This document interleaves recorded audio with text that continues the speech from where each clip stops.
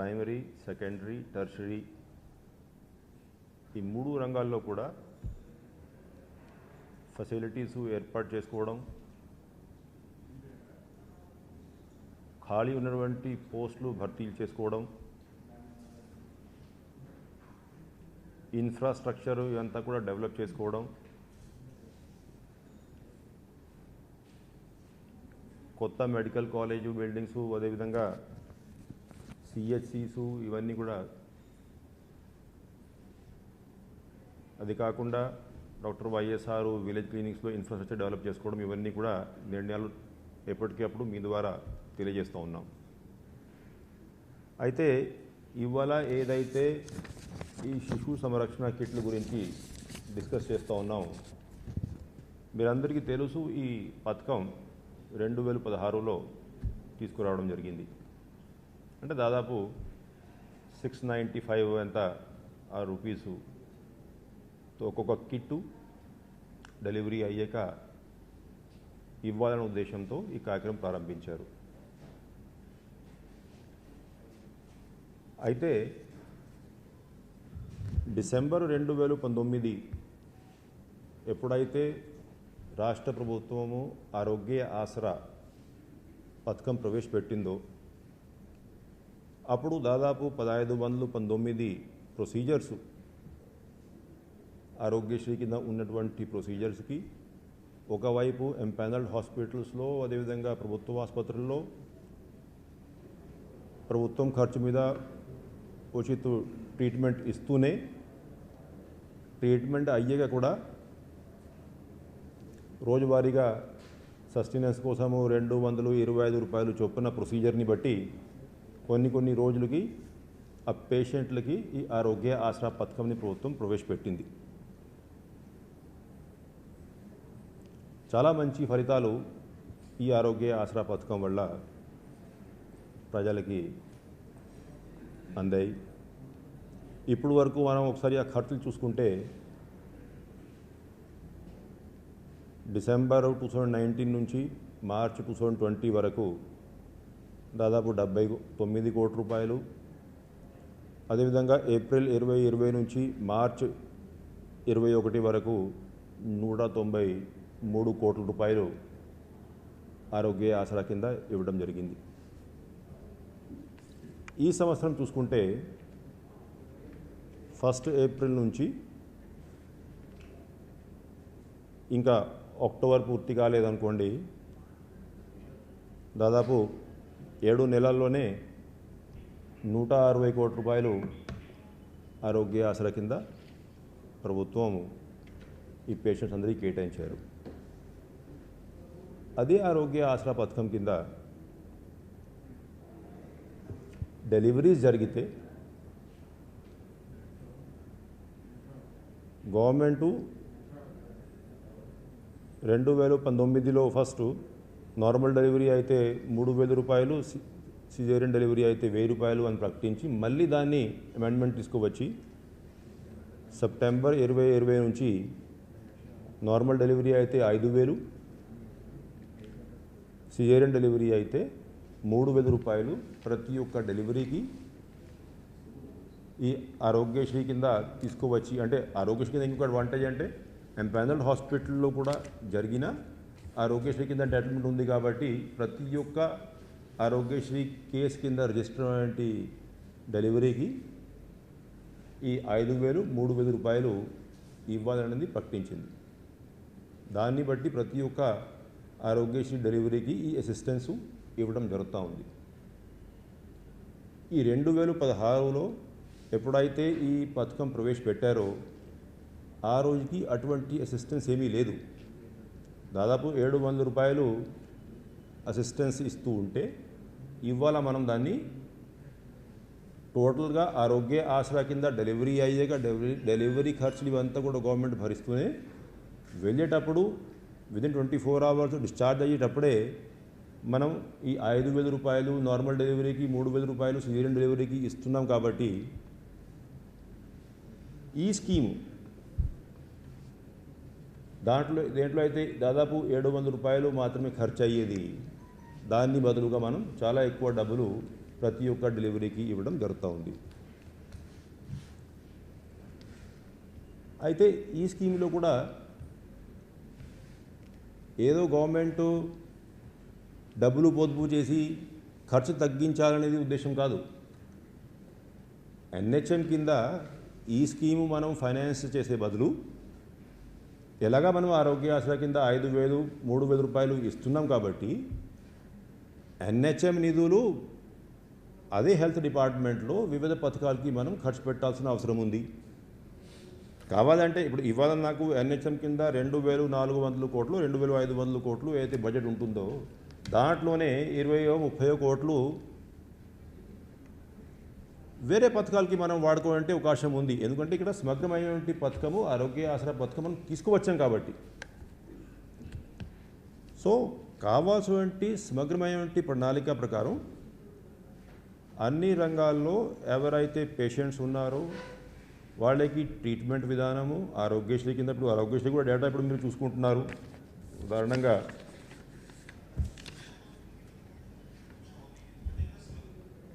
గత 2-3 సంవత్సరాలు మనం చూసుకున్నట్లయితే 17-18 1,218 కోట్ల రూపాయలు, 18-19 1,292 కోట్ల రూపాయలు, 19-20 1,500 కోట్ల రూపాయలు, 2021 1,676 కోట్ల రూపాయలు, 21-22 ఇప్పటికే 1,013 కోట్ల రూపాయలు.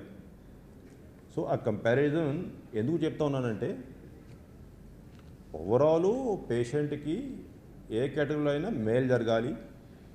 మనం ఇప్పుడు సమగ్రమైనటువంటి పథకాలు ఆరోగ్యశ్రీ కింద ప్రొసీజర్ పెంచుకొని ఈ ట్రీట్మెంట్ పథకాలు, అదేవిధంగా ఆరోగ్య ఆసరా కింద డిశ్చార్జ్ అయ్యేటప్పుడు అదనపు సహాయం బ్రహ్మాండంగా అందరికీ ఇస్తూ ఉన్నామనేది మీ ద్వారా తెలియజేస్తూ ఉన్నాను. అయితే ఇంకా ఈ కోవిడ్ విషయానికి వస్తే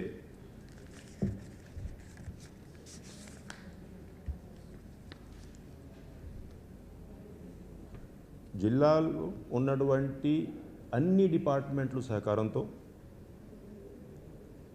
ప్రత్యేకంగా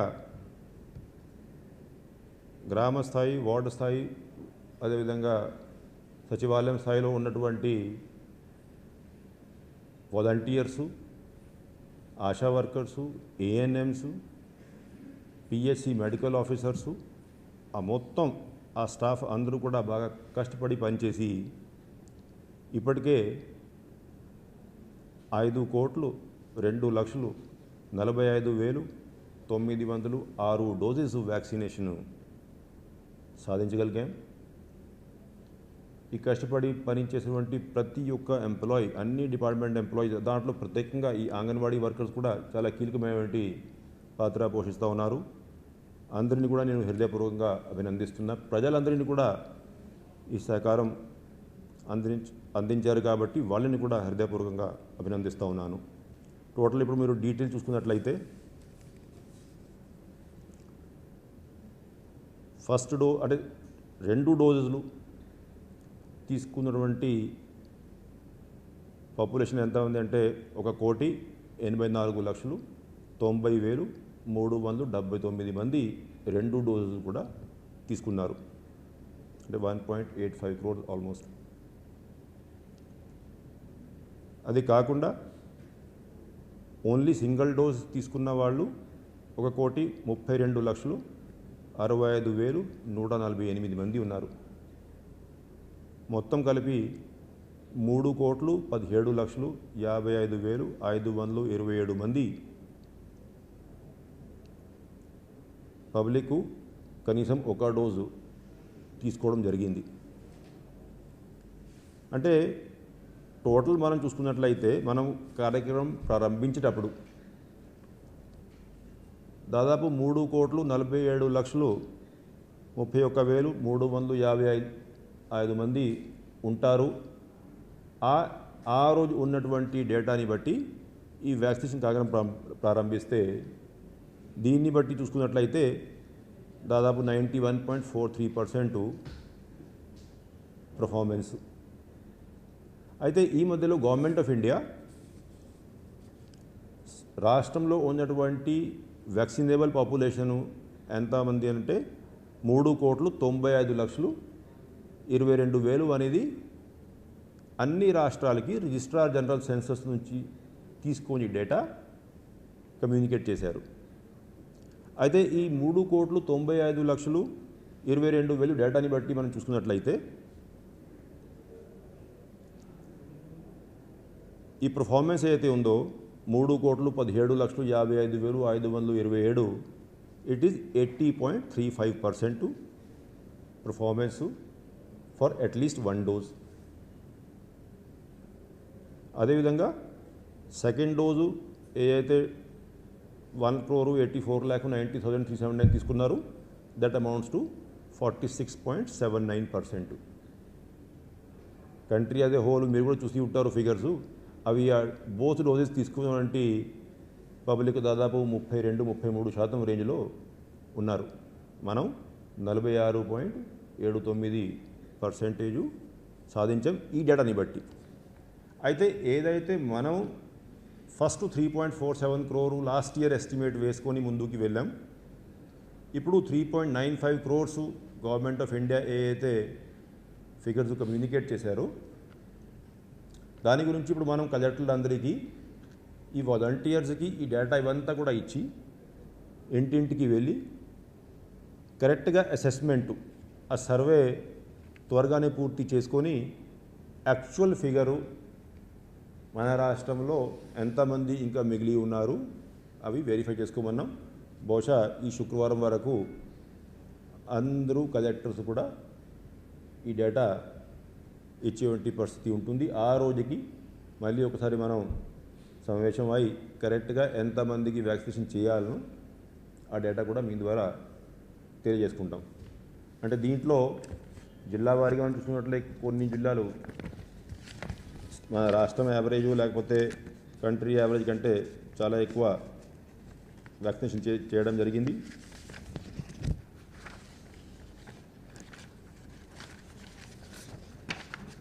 ఉదాహరణంగా నందూరు జిల్లా ఓవరాల్ మనం చూసుకున్నట్లయితే అవుట్ ఆఫ్ దిస్ 3.95 crores దాదాపు 23,69,000 వ్యాక్సినేషన్ టార్గెట్ ఉంటే 20,46,547 అంటే 86.36% ఈ గవర్నమెంట్ ఆఫ్ ఇండియా ఇచ్చేటువంటి టార్గెట్ని బట్టి 86.36%తో బ్రహ్మాండంగా వ్యాక్సినేషన్ చేసుకుంటున్నారు. అదేవిధంగా వైజాగ్ 85.23%, ఈస్ట్ గోదావరి 83.56%. అదేవిధంగా కొన్ని జిల్లాలు శ్రీకాకుళము 75%, విజయనగరము దాదాపు 71.3%. అంటే కొన్ని జిల్లాల్లో ఈ మైగ్రేషను ఇవన్నీ ఇష్యూసు దానివల్ల అంటే ప్రోగ్రెస్ ఆటోమేటికలీ గ్రామ స్థాయిలో ఎంతమంది ఉన్నారు అవైలబుల్ దాన్ని బట్టి ఆధారపడి ఉంటుంది. అంటే ఆ ఇంటింటికి వెళ్ళి ఆ సర్వే ఇవన్నీ చేసుకుంటే అప్పుడు పూర్తి పిక్చరు ఈ శుక్రవారం కల్లా ఎంతమంది గ్రామాల్లో పట్టణాల్లో ఉండి ఇంకా వ్యాక్సినేషన్ చేయకుండా ఉన్నారు అవి కంపైల్ చేసే అవకాశం ఉంటుంది. దాన్ని బట్టి ఇంకా ఫర్దర్ నెక్స్ట్ 10-15 డేస్లో ఉన్నటువంటి వ్యాక్సిన్ డోసెస్ ఉపయోగించేటువంటి పరిస్థితి ఉంటుంది. అయితే ఇవాళ ఒకసారి ఆ కేసు సంఖ్య చూసుకున్నట్లయితే గత 24 గంటల్లో 27,641 శాంపిల్స్ టెస్ట్ చేస్తే 295 మంది పాజిటివ్, 7 మరణాలు నమోదైనాయి ఈ కోవిడ్ కింద. సో అదేవిధంగా ఈ black fungus mucormycosis cases చేసుకుంటే ఇప్పుడు చాలా తక్కువ వస్తున్నాయి అనుకోండి. 2 కేసులు ఈ 24 గంటల్లో అవి కూడా నమోదైనాయి. అయితే కేసులు తగ్గించిన ఈ 104 కాల్ సెంటర్ ఏదైతే ఉందో అది యాజ్ ఇట్ ఈజ్గా సీరియస్గానే మానిటరింగ్ చేసుకుంటూ పని చేయాలి అనేది జిల్లా కలెక్టర్లందరికీ ఆదేశాలు జారీ చేశాం. ఎందుకంటే 16 ఏప్రిల్ మనం ఈ 104 కాల్ సెంటర్ని రివైవ్ చేసేటప్పుడు ఏదైతే ఒక 1 వీక్ 2 వీక్స్ టైం అప్పుడు తీసుకున్నాం. అటువంటి పరిస్థితి మళ్ళీ రాకుండా ఉండాలి, కంటిన్యూస్ మానిటరింగ్ జరుగుతూ ఉండాలి. దానికి ఇప్పుడు మీరు వివరాలు చూసుకుంటే టోటల్ ఆ రోజు నుంచి ఇప్పుడు వరకు మనం దాదాపు 6,05,019 కాల్స్ 104 కాల్ సెంటర్స్కి కావాల్సిన ఇన్ఫర్మేషన్ కోరుకున్న వాళ్ళు, అదేవిధంగా వ్యాక్సినేషను, లేకపోతే హాస్పిటల్ అడ్మిషన్స్, టెస్ట్ రిజల్ట్స్ ఇవన్నింటి కోసం నమోదైనాయి. అదేవిధంగా ఏదైతే దాదాపు 5,500 మంది డాక్టర్స్ని మన దగ్గర ఈ టెలికన్సల్టేషన్ కోసం రిజిస్ట్రేషన్ చేసుకొని అవుట్ గోయింగ్ కాల్స్ ప్రారంభించాము. ఆ ఫిగర్ ఇప్పటికే దాదాపు 11,93,282 కాల్స్ నమోదైనాయి. సో ప్రతి ఒక్క పేషెంట్స్ ఎవరైతే హోమ్ ఐసోలేషన్లో ఉన్నారో, లేకపోతే చాలా తక్కువ మంది ఇప్పుడు హాస్పిటల్స్ కోవిడ్ కేర్ సెంటర్స్లో ఉన్నారు, వాళ్ళకి ఫోన్లు చేయడం, జరుగుతున్న ట్రీట్మెంట్ మీద ఇన్ఫర్మేషన్ తీసుకోవడము, కావాల్సిన గైడెన్స్ ఇవ్వడము, ఇవన్నీ కూడా చేసుకోవడం జరుగుతూ ఉంది. అది కాక మామూలుగానే మీకు తెలుసు, ఇప్పుడు అంతకుముందే మనం ఒకవేళ థర్డ్ వేవ్ వచ్చేలాగా ఉంటే దానికి కావాల్సినటువంటి ఏర్పాట్లు, పెడియాట్రిషియన్ రిక్రూట్మెంటు, స్టాఫ్ నర్సెస్కి ట్రైనింగు, కావాల్సినటువంటి ఆక్సిజన్ లైన్స్, సిలిండర్సు, కాన్సన్ట్రేటర్సు, కావాల్సినటువంటి మెడిసిన్ డోజెస్ సర్ప్లస్ స్టాక్ పెట్టుకోవడము, ఇవన్నీ కూడా పకడ్బందీగా చేశారు ఆంధ్ర రాష్ట్రంలో.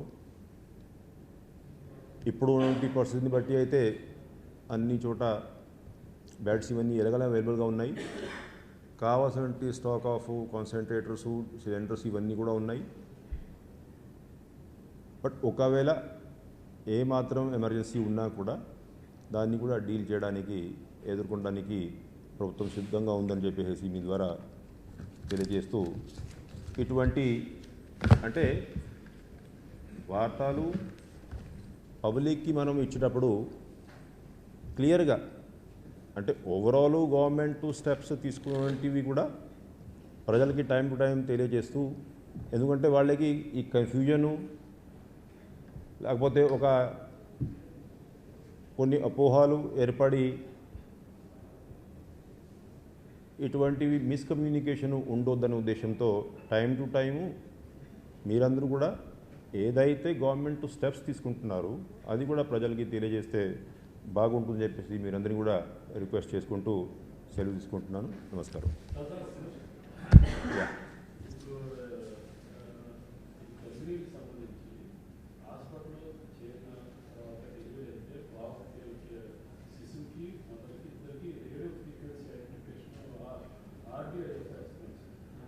ఏది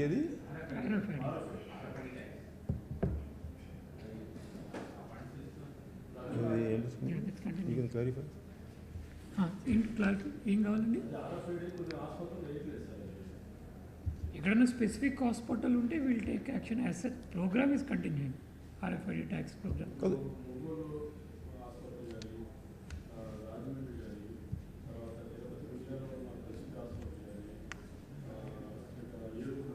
స్పెసిఫిక్ ఇండివిజువల్గా ఏదైనా హాస్పిటల్ ఉంటే ఓకే. నేనేం చేస్తానంటే, ఎలాగా ఇప్పుడు once my collectors complete the survey, ఇంకొక ప్రెస్ కాన్ఫరెన్స్ ఏర్పాటు చేస్తాం కాబట్టి ఆ రోజు ఈ కార్యక్రమం గురించి డీటెయిల్స్ తీసుకొస్తాను.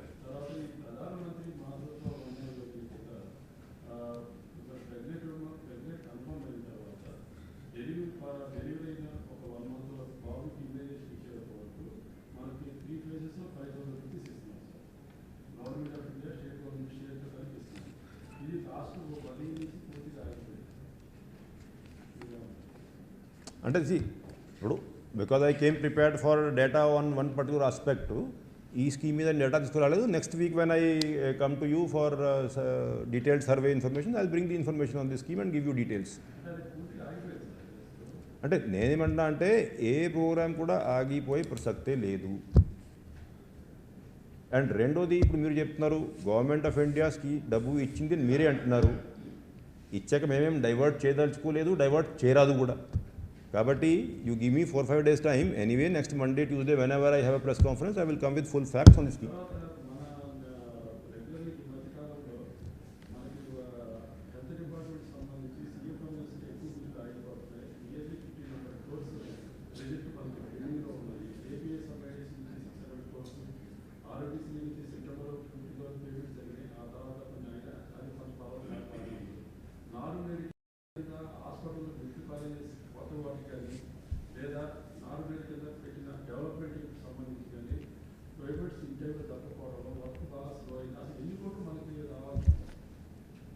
ఏ మాత్రం వాస్తవం కాదు.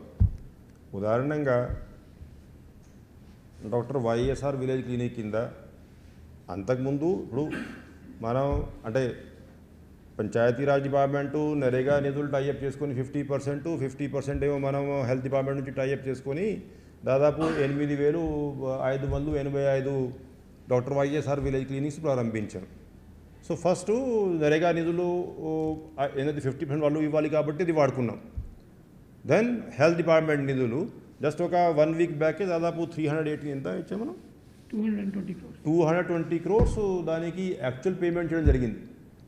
కాబట్టి ఈ పేమెంట్స్ రాకపోవడం వల్ల పనులు ఆగిపోయినాయి, కాంట్రాక్టర్ ముందుకు రావట్లేదు, ఎటువంటిది ఏ మాత్రము కరెక్ట్ కాదు.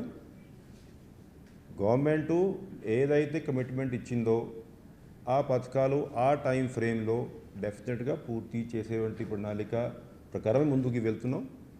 ఈ నిధులు ఇప్పుడు 1 వీక్ 2 వీక్స్ 3 వీక్స్ ఇటు అటు డిపెండింగ్ ఆన్ ద సిచ్యువేషన్ అది ఉండొచ్చు, బట్ పేమెంట్ జరగట్లేదు అనేది కరెక్ట్ కాదు. ఏ స్కీమ్కి ఆ స్కీము పేమెంట్స్ జరుగుతూ ఉన్నాయి అండ్ పనులు ఇవన్నీ కూడా as per intended time frame అది మనం ముందుకు తీసుకెళ్తా ఉన్నాం.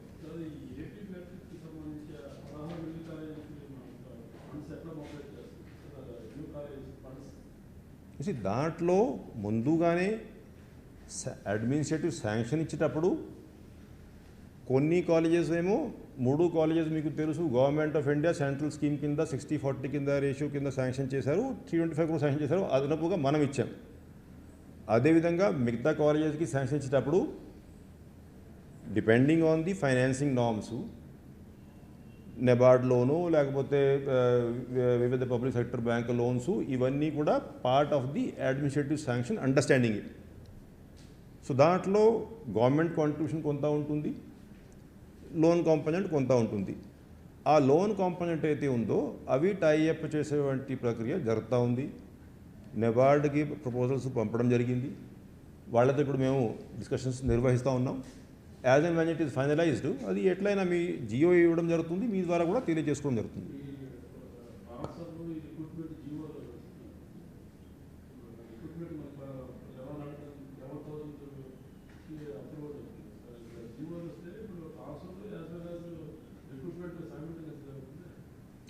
ఇది ట్రాన్స్ఫర్ విధానం సెపరేటు,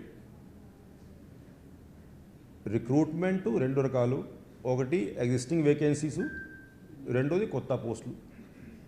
సరే ఆ డీటెయిల్స్ ఎలాగా మీకు ఐడియా ఉంది, కొన్ని ఫిగర్స్ మీరే చెప్తున్నారు కాబట్టి. అయితే చేయాల్సింది ఏంటి, నోటిఫికేషన్ ఎట్లా అయినా మనం జారీ చేయాలి. ఐ థింక్ మ్యాక్సిమము ఇంకొక 4-5 days, ఒక వారం అనుకోండి, విదిన్ దాట్ ఆ నోటిఫికేషన్ ఇచ్చేయండి, కార్యక్రమం చేస్తాం. అయితే ఈ ట్రాన్స్ఫర్ వచ్చేసరికి అంటే యాక్చువల్గా అయితే రెండింటికి లింక్ లేదు, కానీ ఈ ఎంప్లాయీస్ కొంతమంది ఉన్నటువంటి ఖాళీలు నూతనంగా రిక్రూట్ అయ్యే వాళ్ళకి ఇచ్చే బదులు మేము చాలా కాలం నుంచి కొన్ని సంవత్సరాల నుంచి రిమోట్ ఏరియాలో పని చేసుకుంటూ ఉన్నాము కాబట్టి ఇటువంటి వేకెన్సీస్లో గత కొన్ని సంవత్సరాల నుంచి ట్రాన్స్ఫర్ విధానమే లేదు కాబట్టి కన్సిడర్ చేస్తే బాగుంటుందని చెప్పి రిక్వెస్ట్ చేశారు. సో దాని మీద ఆ పాలసీ ఏం చేస్తే బాగుంటుందనేది కన్సిడరేషన్లో ఉంది. త్వరగా దాని మీద ఒక నిర్ణయం కూడా తీసుకుంటాం. ఉద్దేశం ఏంటంటే ఏమైనా ట్రాన్స్ఫర్ చేసే ఉద్దేశం ఉన్నా కూడా అది రిక్రూట్మెంట్ చేసుకొని కౌన్సిలింగ్లో ఎప్పుడైతే పోస్టింగ్ ఇస్తామో దానికంటే ముందు అన్నీ అయిపోవాలి. మళ్ళీ ఆ పాపము ఆ కొత్తగా వచ్చే వాళ్ళకి ఇబ్బంది ఉండొద్దు. అండ్ రెండోది ఈ ట్రాన్స్ఫర్ ప్రక్రియ whatever we intend to do ultimately depending on the final decision, ఇవి పూర్తి కాకుండా కొత్త వాళ్ళకి పోస్టులు ఇచ్చి మళ్ళీ వీళ్ళే రిక్వెస్ట్ల కోసం వీళ్ళు ఏమో తిరుగుతూ ఉండడం అనేది కరెక్ట్ కాదు. కాబట్టి ఇవి సింక్రొనైజ్ చేసుకుంటాం. కరెక్ట్గా పాలసీ ఏ విధంగా ఉండాలి అది కన్సిడరేషన్లో ఉంది కాబట్టి అవి ఫైనల్ ఆర్డర్స్ ప్రకటిస్తాం త్వరగానే. But otherwise 2 processes are independent. But yes within 1 week definitely ఈ రిక్రూట్మెంట్ గురించి నోటిఫికేషన్స్ అయితే ఇవ్వడం జరుగుతుంది. కమిటీ మళ్ళీ నెక్స్ట్ మీటింగ్ కొన్ని ఉంచండి. అన్నీ ఇవాళే చేస్తే కమిటీ అన్నీ ఒకే రోజు పేపర్లో రాసుకుంటే మళ్ళీ రేపు ఏమి ఉండదు. నెక్స్ట్ వీక్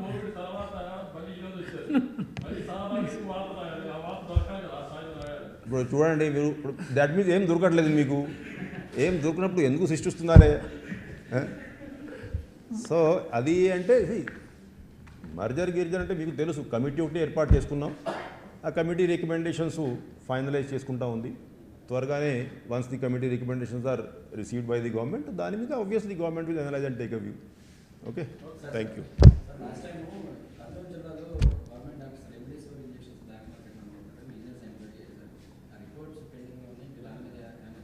నాకు ఇప్పుడు ఇదేం యూపీఎస్సీ ఇంటర్వ్యూ కాదు కదా, సడన్గా ఏదో ఒకటి క్వశ్చన్. ఇప్పుడు I don't remember the facts of the case, but now that you raised it, next press కాన్ఫరెన్స్లో డీటెయిల్ తీసుకొస్తాను.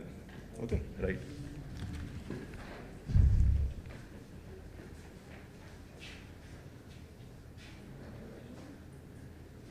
స్వామి బోధానంద గోసేవ ఆశ్రమం సైథాపూర్. జ్యోతిష్యం, వాస్తుశాస్త్రం మన పూర్వీకులు మనకిచ్చిన వరం. దుర్గాదేవి, కాలభైరవ ఉపాసనతో వాక్సిద్ధి పొందిన శ్రీ శ్రీ బోధానందగిరి స్వామివారు మీకు ఎలాంటి సమస్యలున్నా, వాటిలో ముఖ్యంగా ధన నష్టం, ఆరోగ్య నష్టం, భార్యాభర్తల మధ్య గొడవలు, ప్రేమించుకున్న వారు దూరం అవడం, ఎన్ని సంబంధాలు వచ్చినా పెళ్లి ముడి పడకపోవడం, రోడ్డు ప్రమాదాలు, అప్పుల బాధలు, వ్యవసాయంలో నష్టాలు, పెద్దల మాట పిల్లలు వినకపోవడం, ఆరోగ్య శాంతి, గృహశాంతి, మనశ్శాంతి లేకపోవడం, ఇలాంటి సమస్యలు ఉన్నట్లయితే ఒక్కసారి స్వామీజీని కలవండి. మీ సమస్యలకు తగిన పరిష్కారాన్ని పొందండి. అంతేకాక అన్ని రకాల వ్యాధులకు గోపంచకవ్య మరియు మూలికా వైద్యం చేయబడును. నమ్మకంతో రండి, ఆయురారోగ్యాలతో వర్ధిల్లండి. మా అడ్రస్ స్వామి బోధానంద గోసేవ ఆశ్రమం, సైథాపూర్, వీరభద్రస్వామి గుడి దగ్గర, యాదగిరిగుట్ట. సంప్రదించవలసిన నెంబర్ 9849213754 మరియు 9618034138.